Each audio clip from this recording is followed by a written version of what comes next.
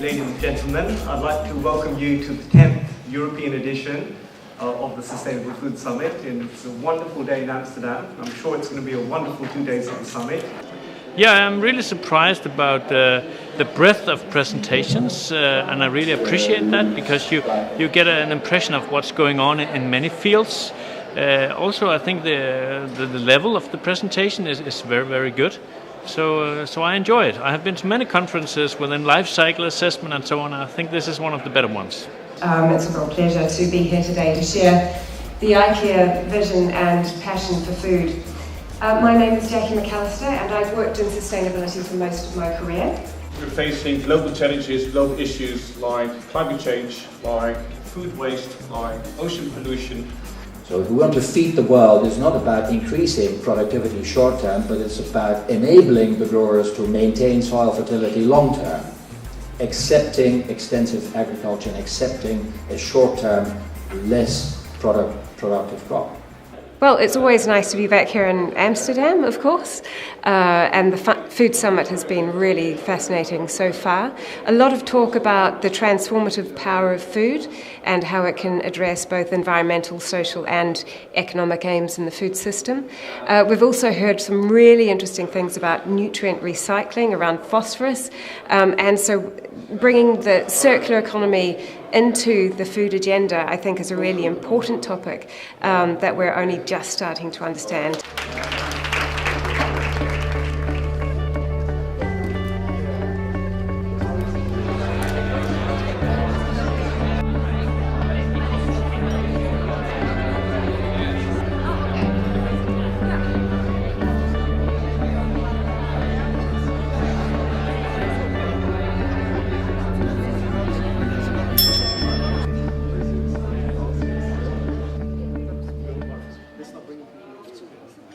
Well, it's been really beneficial and interesting to be here today and here yesterday. What I've been picking up are all of the really important trends around the food industry and how we as individuals, but also our organization, can contribute more toward a more sustainable food system. Well, I think the event is very interesting. It's very interesting to see where the food world is heading and how we're going to eat in the future. I think it's one of the most important aspects of where the human society is going in general, and there are definitely some very important and fascinating lectures here. I think the challenge is that when it comes to sustainable products, and particularly in the context of food, there's lots of different things you can be talking about, and actually consumers don't have that time to decode all the different messages. So it's about just having that clarity and that singularity to really create that cut through and really to kind of take sustainability to the mainstream. How can you communicate the message to consumers effectively? We need to raise awareness among consumers from many different angles. I think it is about transparency. How do consumers get to know about everything that we've discussed over the last 2 days? And we really have to work also with the governments together to make sure people have the knowledge.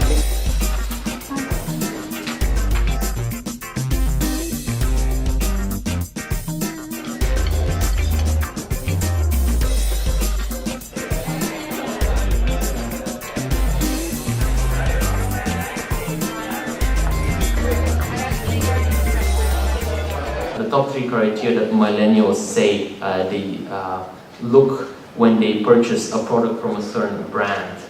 Ambrosis is a Swiss-based company that harnesses the power of the blockchain to ensure traceability, trackability and trust on behalf of companies in the food and pharmaceutical sector. I talked about closing nutrient cycles as a basis for sustainable food production. We often talk about what is sustainable, is organic or fair trade, local produce. But if you go back to agricultural loops, you can see we're bringing nutrients like phosphorus into the cycles by mining a non-renewable resource. So the main challenge is to how can we get these from waste sources as wastewater back into the cycles. How do you sort of deal with the whole issue of transport? I mean, Burmese rice to bring to the US customer. We're working with some of the most marginalized farmers. So that's what we want to do. Imagine being a rice farmer, not only not having enough to eat also, but not enough income. So if we can create global markets and give them a premium on organic and fair trade, then, and also increase the biodiversity of rice, then it's worthwhile. It has a huge coffee smell and flavor, and it has no caffeine. So it's pretty much coffee-like. But if people think they drink it and they say, "But David, it doesn't taste like coffee," then I say, "Read the fucking label." I don't say it's coffee. We've just hosted the 10th European edition of the Sustainable Food Summit, and we've had some very interesting discussions over 2 days. Some of the key takeaways were, for me, one, supply chains and transparency. Supply chains have become more and more global, they've become longer and more convoluted, but at the same time, consumers and retailers are asking for greater transparency. They want products which are locally produced or where they've got supply chains which are more transparent. The second thing for me was sustainable packaging.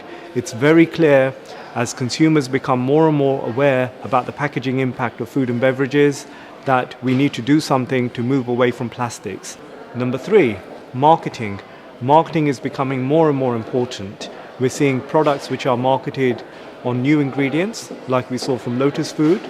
We're seeing products which are marketed in terms of new processes, as we saw from Supermeat.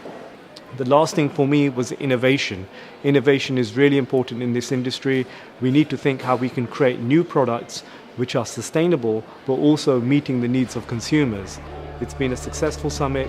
We hope to see you again, either here in Europe, in San Francisco, Sao Paulo, or Singapore.